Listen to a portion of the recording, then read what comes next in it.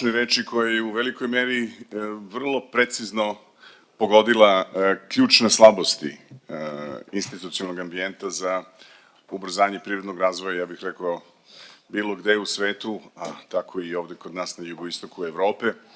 I dala nam je praktično jedan jako dobar uvod da nastavimo današnji rad sa našom temom koja se tiče evropskog finansiranja i naravno željenog razvoja, privrednog razvoja u zemljama Zapadnog Balkana. Moje posebno zadovoljstvo da mogu da najavim izvanredne paneliste za ovu temu. Dakle, sa nama su gospodin Damien Sorel iz Evropske investicione banke, koji je na čelu regionalnog huba Zapadnog Balkana, zatim gospodin Ionis Kikinezis, koji je potpredsednik i managing direktor Balkan Hill International Consulting grupe, naravno gospođa Danijela Gačević, koja je na čelu departmana za programming regionalnog saveta za saradnju i gospodin Tomislav Knežević, programski menadžer u GIZ-u. Dakle, to pitanje razvoja naravno nije danas ograničeno samo za Zapadni Balkan, mi ga vidimo na čitavom našem kontinentu, neke od zemalja koji su, da kažemo, motori privrednog razvoja u Evropi, imaju u svojim privredama recesione tendencije i to generalno treba da zabrinjava sve nas i da prosto se oslonimo na nešto što je još svojevremeno John Maynard Keynes na mirovnoj konferenciji u Versaju kao deo britanske delegacije voleo da spomene, a kasnije opisao u svom čuvenom delu ekonomske konsekvencije mira, a to je da zapravo uslov privrednog razvoja jeste ne nekakav izolovani razvoj, nego razvoj regiona, razvoj vaših suseda, razvoj tržišta na koje vi plasirate i sa kojih uvozite i otuda njegova, ja bih rekao, sasvim umesna primedba u tom trenutku, a to je da Nemačka mora da ima razvojnu šansu ukoliko želimo u Evropi mir.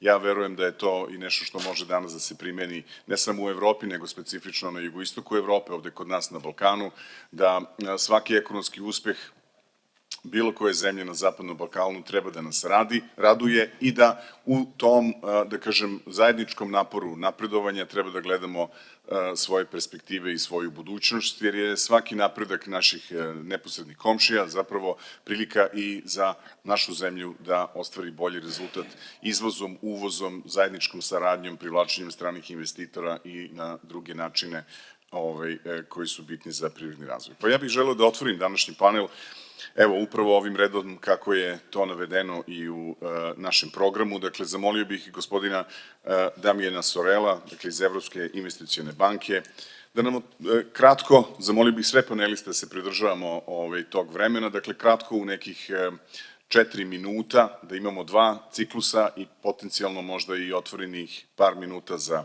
pitanje iz publike. Dakle, da nam kratko kaže koji su osnovni izazovi i kako on vidi te neke prilike za razvoj na Zapadnom Balkanu. Gospodin Sorel, izvolite. Thank you. Good morning, everyone, and thank you for the invitation. I think today the Western Balkans are at a pivotal moment. There is clear renewed momentum for enlargement, and today we have the EU Western Balkan Summit, which hopefully will be a success and mark new steps towards EU accession for the entire region. We have the growth plan, which is a clear opportunity as well, with the 6 billion euros tabled by the European Union to support the region and Serbia in particular. And we also know that today the enlargement is a strategic importance for the EU. It's no longer a question of if, it's a question of when. And with the growth plan, the enlargement is no longer a distant aspiration. It brings tangible benefits now. Against reforms, you have access gradually to the single market. And challenges that there are some, of course, and I think Mrs. Minic actually summed the internal ones quite well in her closing statement in the previous panel. Obviously, governance, institutional strength continue to be a challenge. We need a business environment that is conducive to investments, and there aspects such as the rule of law, the judiciary, are key to unlock the region and Serbia's potential. We need also infrastructure prioritization, and we're seeing that under the growth plan. There are a number of projects, very important projects that are being put forward, but we need them to be prioritized to go forward, because not everything can be done at the same time. And obviously there's the geopolitical context, which was touched upon earlier, and there it goes beyond the region, but there are also other links to the region, like the introduction of CBAM as of 1st of January. This will also be a challenge, in particular for Serbia and the energy mix, the current energy mix. But this also creates opportunities. CBAM is one, it's a challenge, but it's also an opportunity for the region to decarbonize, accelerate the green transition, and have access to the EU market. Nearshoring is another opportunity, and this following COVID in particular, and also the necessity for the EU to diversify its value chains and to bring them closer to the Union. Let's not forget the European Union is by far and large the #1 trade partner of the Western Balkans. And in the first half of the year, 85% of the region's trade was with the European Union. Then we also have digitalization, which is also another opportunity. And here we very much welcome the European digital innovation hubs that will be established in a number of countries, including Serbia, Albania, Montenegro. And this will unlock further the potential which is already there, and we're already seeing with strong innovation capacities across the region. And finally, obviously, the green transition, and there again linking it to aspects of CBAM, but it's also a necessity, and we're seeing it today with the energy crisis or the energy challenges. We need diversification. You need security of energy generation. So all this innovation, green transition, nearshoring, digitalization are real opportunities for the region to put in the global context of the growth plan, and the renewed momentum of enlargement the great opportunities looking forward. Thank you. Thank you so much for keeping the time, and that's obviously something that is always welcome. Sada mi dozvolite da najavim našeg drugog gosta, dakle čovjeka koji dolazi ovde neposredno poreklom svojim iz regiona. Mi smo, čini mi se, ovde na jugoistoku Evrope nekada malo spremni da gledamo budućnost ne kroz nekakve ružičaste naočare i da vidimo samo neke slabosti i tako dalje, ali nesumnjivo je da je jugoistok Evrope vrlo interesantan i nadam se da će gospodin Kirkinezis da nam da upravo jedno lepo viđenje perspektiva razvoja Balkana, naravno one stvari koje su potencijalne prednosti, naravno i one stvari na koje treba se fokusirati i koje su svakako u domenu nekih slabosti. Gospodin Kirkinezis, izvolite. Thank you, Professor. Thank you so much. Good day, everybody, and I'm very honored to be part of this, let's say, prestigious forum. Let's talk about the Balkans. What the Balkans are. Actually, the Balkans we can consider as continent within the continent. Today, the Balkans represent a 60 million population and a combined GDP exceeding 500 billion euros. And this is one of the most favorable geographical positions in the world. Actually, we are the shortest land route connecting Central Europe with Mediterranean. The Black Sea ports connect the ports with Caucasus, Middle East, and Central Asia. The cross-border energy pipelines, the gas corridors, the high voltage connections, all these are passed through our territory. Today, more than 30 billion EU funds are planned or under implementation from the EU and international financial institutions to the Balkans for the transportation, energy, water, and digital transformation. However, let's say, to unlock this potential that is obvious potential in the Balkans need to be perceived not as, how to say, as a frontier or as a barrier, but as a platform of growth, stable, integrated, and modern. In short, the Balkans have moved from a zone of uncertainty to a zone of opportunity. But opportunities require structure, alliances, leadership, and cooperation. About the strengths and weaknesses. The obvious strength is the strategic geography and the logistics. The pan-European corridors, 4, 7, 10, all these are crossing through our region. The ports like Constanza, Thessaloniki, Bar, and Durrës are expanding. The Danube River provides an inland waterway of European standards. Another big strength is the human capital. We know that the Balkans produces more engineers, IT technicians, education specialists per capita, more than many European countries. Also, the competitive labor costs attracts investment, attracts manufacturing, R&D, and service centers. Energy resources is another strength of the Balkans. There is a massive hydropower potential in the Western Balkans. There are solar and wind expansions in Serbia, in Romania, in Greece, and Bulgaria, all over the Western Balkan countries. There is an offshore wind farm in the Black Sea development, and the new gas interconnectors actually secure the supply. They're providing security of supply. And one of the last but not least strength is the political directions. Today, most of the governments align toward the European Union, NATO, and Western institutional standards. The European Union alone provides over 16 billion of the Western Balkans under the IPA and Western Balkans Investment Framework. Let's talk about the weaknesses. One strong weakness, to my opinion, is the fragmented markets. Fragmented markets. The border crossings still create obstacles and bottlenecks. The different technical standards, procurement rules, custom procedures are create difficulties. The underdeveloped infrastructure. We all know that the railway network in the Balkans are decades behind the European standards.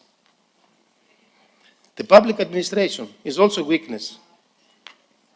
The permitting and the licensing processes very often slow projects per years. Actually, the international investors seek predictability and transparency, not bureaucracy. I heard before that some investors, they prefer flexible rules. They do not prefer flexible rules. Believe me, the investors prefer stable or at least predictable procurement rules.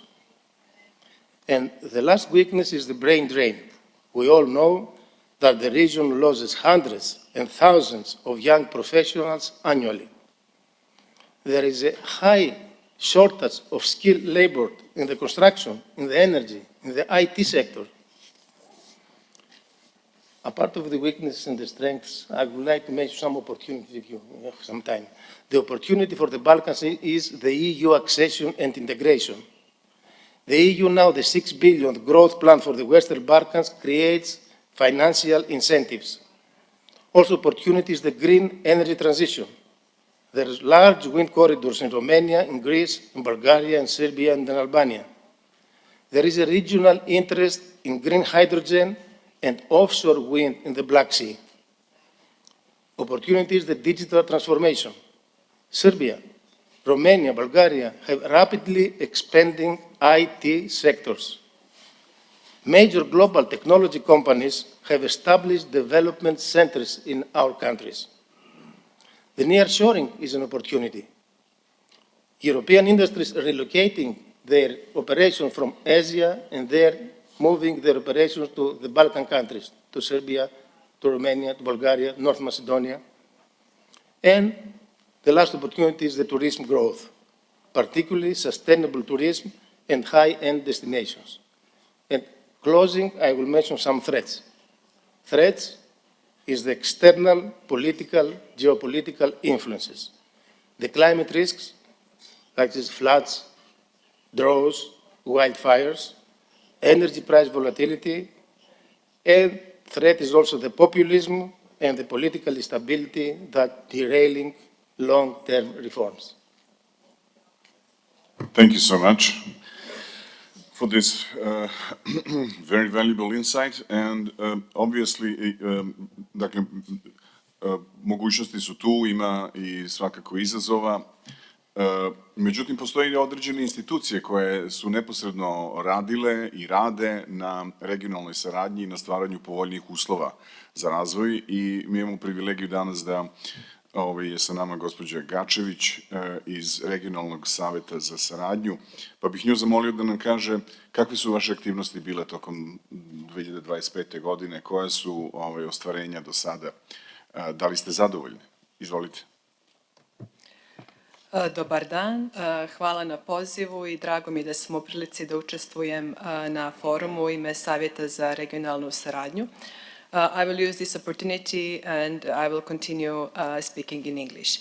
Yes, dear Professor, as you rightly pointed out, Regional Cooperation Council is one of the organizations in charge for regional cooperation. As pointed out by I would say almost all of the speakers from this morning, regional cooperation is very much important, even instrumental for economic growth and development of the region of the Western Balkans, which has also been recognized by our leaders, as I will just remind you, they endorsed the so-called CRM2, meaning the second iteration of the action plan for establishing the common regional market, and the implementation of this action plan started actually this year.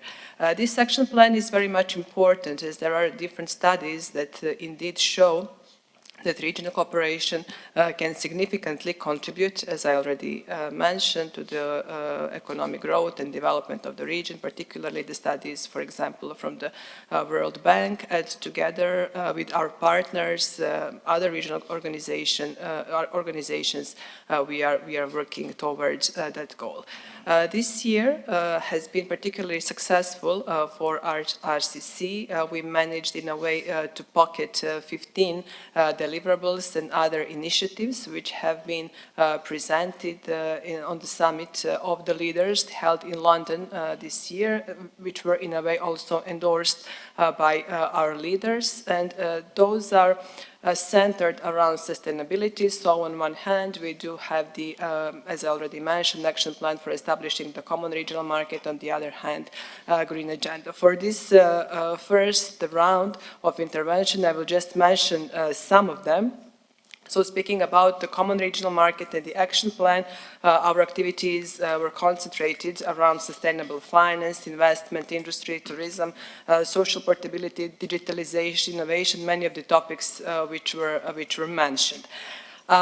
Therefore, I would like to point out one of the things that we are very proud of is the WB6 Green Bond Standard, basically the document, the instrument whose idea is actually to attract private capital towards the green sustainable transition and development. It is just to remind you that there are another research that showed that around 4 trillion of US dollars in additional investment is needed each year for developing the regions to meet sustainable development and climate goals, and developing of such a standard on our end is our support toward reaching these goals of transition. Furthermore, the governments of the region managed to develop the white list of sustainable finance taxonomy, which is the first step towards a full sustainable finance taxonomy with the view to identify economic activities that are genuinely green and sustainable, helping the governments, investors and businesses to apply the same definitions and criteria. In developing these types of instruments, we also had in mind vulnerabilities that do exist, vulnerable groups, to be more precise, and therefore also together with the governments, we developed a joint call for action on regional gender responsive green finance. Again, just a reminder, around the world, women entrepreneurs face 1.7 trillion financial gap in US dollars, and with this initiative, basically, we wanted to promote further women entrepreneurship in the region. In order to benefit fully from all our activities, in our view, it was and it is still very much important to enhance the level of the knowledge of financial instruments in general. Therefore, we also developed a financial literacy framework for individuals, basically which should help in better understanding in how people manage money, use digital financial tools, and participate in the economies. And then by making this financial literacy a shared regional goals, our governments are investing in stronger and more inclusive societies. Additional deliverable on our side that I would also like to mention is a recommendation on sustainable foreign direct investments in the Western Balkans.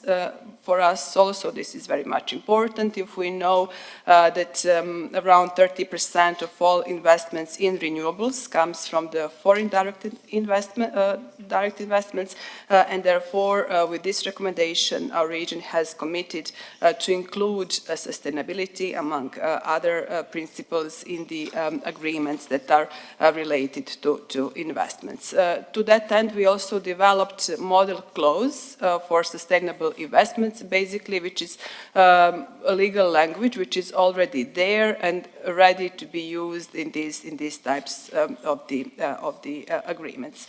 Last but not least, for this round of intervention, I would like to mention joint principles for investment facilitation. The idea of developing these principles is indeed to have investors operating with confidence while ensuring that investments contribute to sustainable and inclusive growth, and this is actually to be done through transparent and predictable investment environment with implementation of these principles. So with this, I would conclude this part on investments and finances, and then I'll continue my intervention on the results in the second round. Thank you. Thank you. Hvala lepo. Očigledno je da vremena nisu naročito povoljna za finansiranje privrednog razvoja u drugim zemljama i očigledno je da Evropa u ovom trenutku ima dosta izazova i po pitanju stopa privrednog rasta, ali i po pitanju nekih velikih troškova u oblasti onoga o čemu je govorio gospodin Draghi u svom izveštaju oko potencijala za rast kompetitivnosti u Europskoj uniji, zatim izdvajanja za odbranu i tako dalje. Dakle, u tim vremenima, da kažemo, smanjenje neraspoloživosti fondova za razvoj, kako obezbediti veću efikasnost tih fondova i kako GIZ gleda na to? Zamolio bih gospodina Kneževića da nam da svoje mišljenje. Izvolite.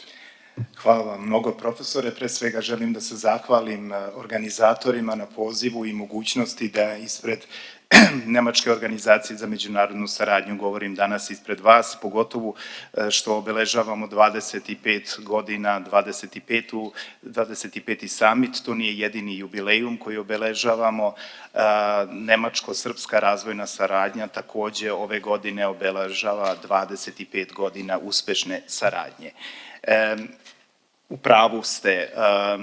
Dostupna sredstva za razvojnu saradnju se smanjuju i to je jedan trend koji imamo nakon godina koje je obeležila COVID, da kažemo, kriza u svetu. Po zvaničnim informacijama OECD-a, ukupan obim takozvane Official Development Assistance globalno je u 24. godini opao za 7% u odnosu na 2023. godinu, a neka projekcija za ovu godinu je da će to sasvim sigurno biti 10% više nego što je, odnosno sam pad će biti 10% u odnosu na prethodnu godinu. Bez obzira na to, mi kao implementaciona organizacija i u saradnji sa svim ostalim partnerima iz razvojnih organizacija i dalje sprovodimo projekte i imamo za cilj da oni budu uspešni i da oni budu održivi i nakon tog nekog vremena kada se projektni ciklusi završavaju.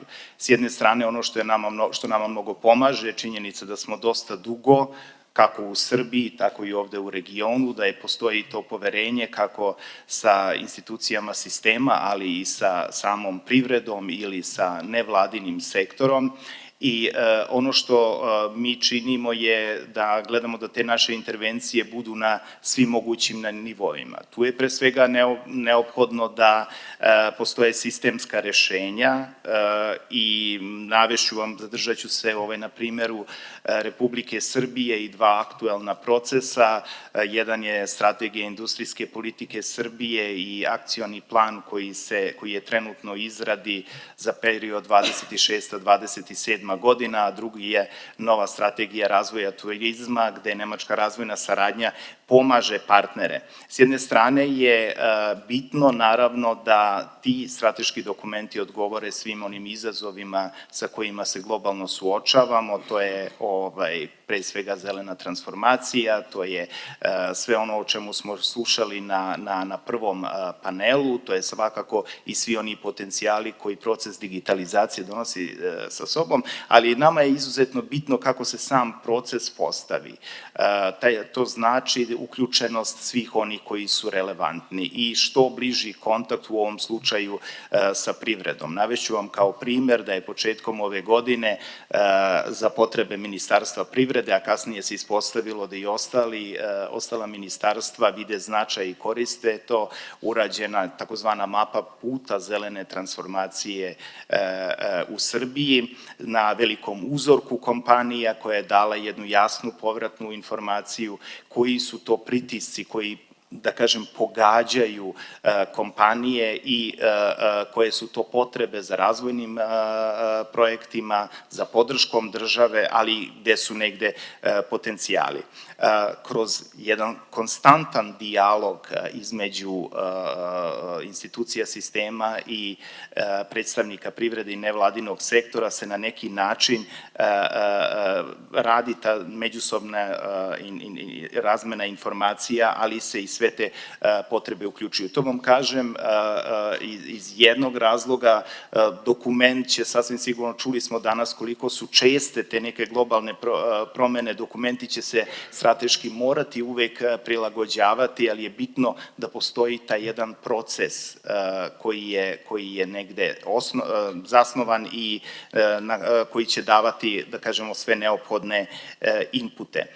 Ono što je nama veoma važno, pokušat ću da budem što kraći, je da ta neka saradnja, s jedne strane između razvojnih organizacija kako bismo zajedno imali sinergiju, s druge strane i neki novi modeli saradnje u razvojnoj pomoći kao što je pre svega razvojna saradnja sa privrednom, odnosno direktno uključivanje privrede u razvojne projekte gde se pravi jedna win-win situacija koja donosi i benefit samom privrednom subjektu, regionu ili zemlji u kojoj je on aktivan, a na neki način se i razvojni ciljevi ispunjavaju. Imamo nekoliko dobrih primera koji se implementiraju u regionu i koji se implementiraju ovde u Srbiji. Moram da napomenem da je od osobitog značaja za predstavnike privrede tu rekao bih, pitanje cirkularne ekonomije, znači ogroman broj projekata ili najveći broj projekata dolazi upravo iz tog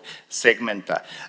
Tako da, odgovor na vaše pitanje jeste izazovno, bitno je imati jasan fokus, odgovoriti na one prioritetne, da kažem, izazove koji se pojavljuju i možda više nego ikada je neophodna saradnja donatora sa institucijama, ali i donatora između sebe i, da kažemo, ta neka sinergija između različitih financijskih, tehničkih instrumenta i sl.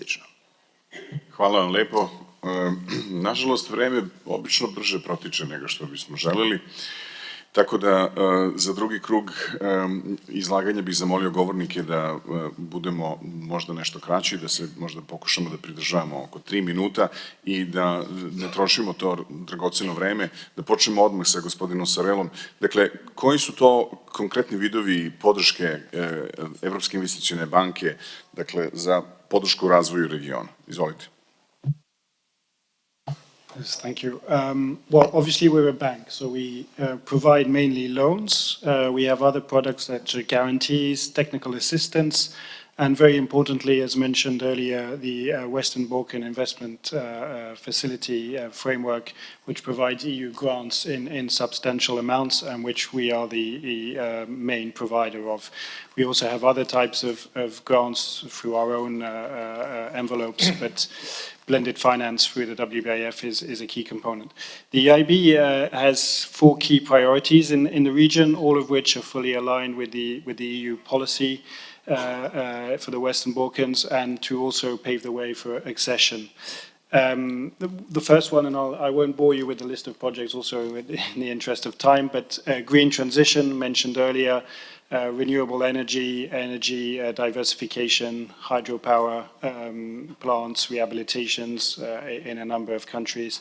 The second one, which was also flagged earlier, is connectivity and infrastructure, which is key as well to market integration of the region and then beyond with the EU. And there we're a very large provider of finance to rail connections, the main corridors, roads included. Then the third one, and they're not in order of importance, of course, but is human capital and education. And this was also flagged earlier as key for the region. It's also key for the EU as a whole. Investments in schools, digitalization of schools, innovation is very key to us and very important for the region going forward. And finally, of course, private sector. And there, unlocking the SME potential of the Western Balkans is very important. We'll be launching in early 2026 an innovation and green transformation facility, which will be for 187 million euros, which will also be regional because we really want to foster the regional approach to our investments to also unlock this very important market integration. And I'll stop here and let others. Thank you. Thank you so much. Mr. Kikinezis, what do you see as concrete proposals and reforms for the development of the Balkans in the briefest possible way? Thank you. Yes, concrete proposals and reforms for the development of the Balkans. What we need to do is actually to develop a strategic development agenda. And of course, the infrastructure is coming first. The region must connect in order to compete. There's no economy grow without logistics, without energy, and without mobility. The priorities. The first priority, in our opinion, is the rail modernization. We need to complete the Corridor 10 modernization connecting Serbia to Greece through North Macedonia. Also the Corridor 4 modernization linking Romania with Bulgaria, with Greece and Turkey. The rail and the ports need to be integrated in one, in Constanza, in Thessaloniki and Durrës.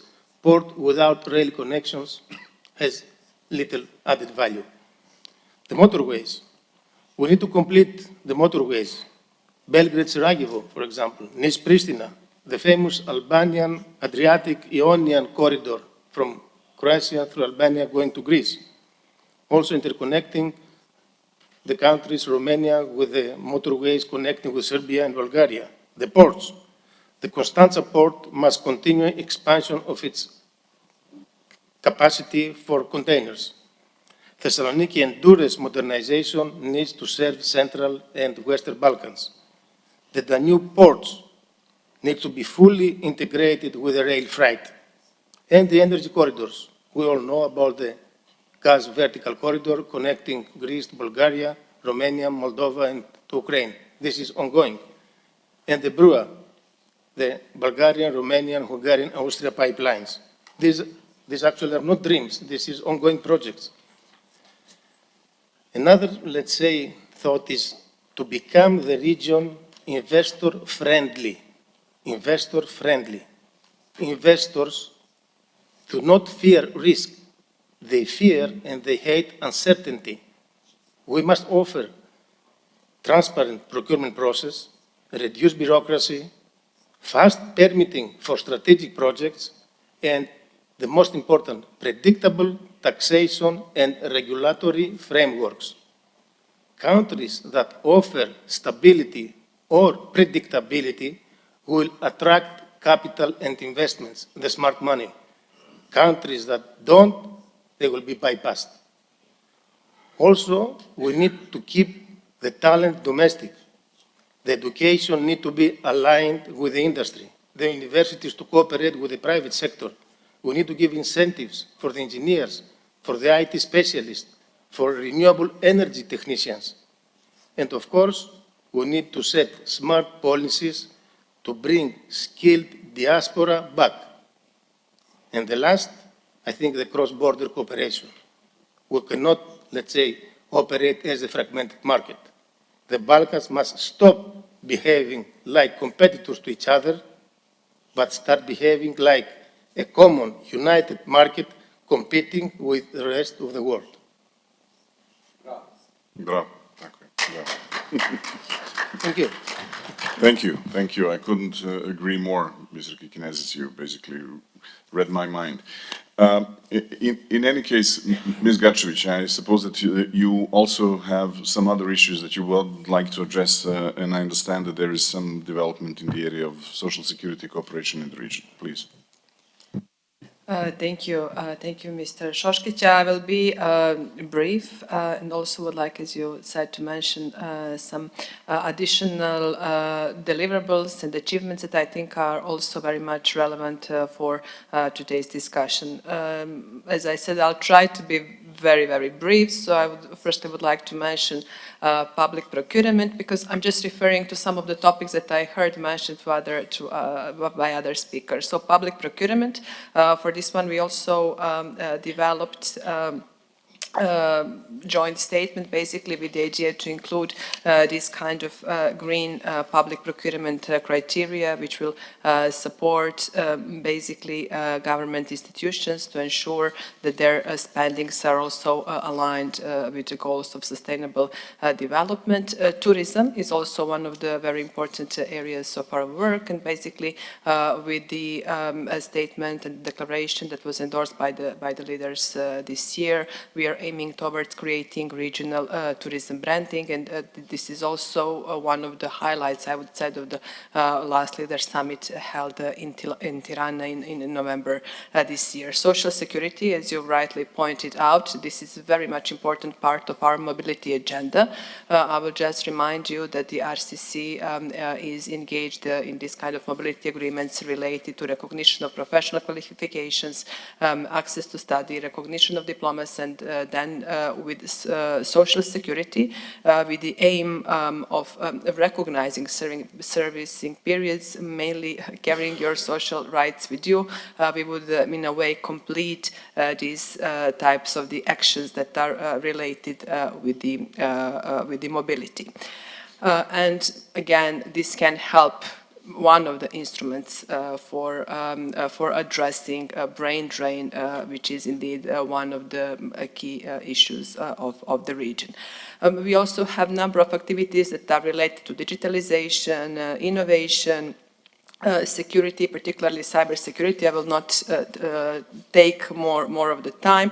Also would like to mention Green Agenda, also one of the key pillars of our activities where we work together also among others with the colleagues from the GIZ with the idea indeed to support the region to go through this transition. I would just like to mention that there are studies and research that again show that the region is seeking around $37 billion in investments over the next decades to implement climate adaptation measures, and with whatever we do, we really are trying to support the region in all the endeavors around the green. For the next year, our goals will be in a way developing and continuation on what we already started, and therefore I already look forward being here next year and present the results. Thank you so much. Hvala lepo, gospođo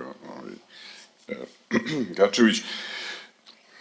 Gospodine Kneževiću, ako biste trebali da promenite jednu stvar, recimo sutra, da ubrzate regionalni ekonomski razvoj i modernizaciju, šta biste izabrali? Koja bi to stvar bila? Vrlo teško pitanje. Gospodin Kirkinezis je negde u njegovom izlaganju izneo sve ono što su izazovi i što su negde neophodne promene za privredu kako u Srbiji, tako i u regionu, i ono što je, da kažem, moja prva poruka negde kao nemačka razvojna saradnja, što kroz bilateralne, tako i regionalne i globalne projekte negde sa svim tim izazovima se suočavamo i pomažemo partnerima u regionu. Ako bi to bila jedna stvar, ja mislim da ono što je posebno bitno za mala i srednja preduzeća u Srbiji i regionu je jačanje produktivnosti. Mislim da nivo inovativnosti i ulaganja u naučno-istraživački rad nije na dovoljno dobrom nivou. S jedne strane vidimo veliki potencijal, mi smo ove godine dosta radili zajedno sa partnerima u Srbiji u tom delu green techa i shvatili smo da postoji ovde izuzetno naučno-istraživački potencijal, da postoji veliki broj i start-upova i, da kažemo, tih nekih kompanija iz digitalne zajednice koji se bave tim, ali naravno kada pogledamo i kada se poredimo na međunarodnom nivou sa obimom investicija našeg privatnog sektora u naučno-istraživački rad, to još nije dovoljno. A mislim da je neophodno da bismo ostali konkurentni i da bismo s jedne strane, da kažemo, savladali ono što su negde prepreke, ali i da kažem, iskoristili taj potencijal i za generisanje nekoga prihoda. Znači, ja bih rekao da je to inovativnost i saradnja nauke i privrede. Hvala lepo, gospodine Kneževiću. Evo, uspeli smo da sačuvamo bukvalno par minuta za eventualna pitanja iz publike i otvaram podijum za pitanja. Ono što sigurno bi bilo dobro da vidimo u regionu kao dokaz da je trajektorija dobra, to je da se javljaju kompanije koje počinju kao mikro, mala i srednja preduzeća, ali da kasnije nastavljaju svoj život i da postaju pobednici na širem tržištu, na regionalnom tržištu, na evropskom tržištu. Mi sada imamo neke kompanije iz Slovenije i Hrvatske koje to uspevaju, nije veliki broj, ali su sjajni primjeri za druge da ih ohrabre, ali čini mi se da iz ovih zemalja koje zovemo Zapadnom Balkanom to još uvek ne vidimo. I to je upravo, ja bih rekao, tesno vezano s ovim o čemu je govorio gospodin Knežević, dakle, znanje, inovativnost kao jedan značajan aspekt, ali i sposobnost rasta i napretka u uređenim sistemima razvijenih zemalja i tržišta. Ja govorim, ali to ne znači da pitanja ne treba da se jave. Izvolite. Imamo, eno tamo na kraju.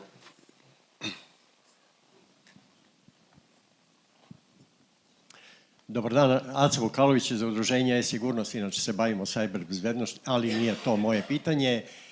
Šta se vidi kao glavna prepreka za privatne investicije u Srbiji za ekonomski razvoj? I drugo, koja je ocena uspešnosti očuvanja stranih investicija nakon projektnog isteka projektnog vremena kroz održavanje? Hvala lepo. Hvala lepo. Ko bi želeo da odgovori na ovo pitanje? Pa ja bih možda mogao da odgovorim što se tiče nemačkih investitora, pre svega na ovo drugo pitanje. Svake godine se radi jedno istraživanje koje pokazuje da 95% nemačkih investitora koji su ulagali u Srbiju i dalje to žele. Žele da ostane ovde, da razvijaju svoj posao i smatraju da nisu pogrešili zbog toga što su investirali, što je jedan izuzetno dobar podatak. Šta investitori vide kao prepreku? Pa ja bih rekao vrlo jednostavno to što Srbija još nije članica Evropske unije. Mislim da bi za zemlju to mnogo značilo, to znači, to moje kolege i bolje znaju, pristup drugim izvorima finansiranja i to je pogotovo bitno za privatni sektor. Hvala vam lepo. Naše vreme je, nažalost, isteklo. Ja bih želeo da se pre svega zahvalim uvaženim panelistima, vama svima na pažnji i da zamolim gospodina Toplicu Spasojevića da preuzme vođenje narednog panela. Hvala vam lepo svima.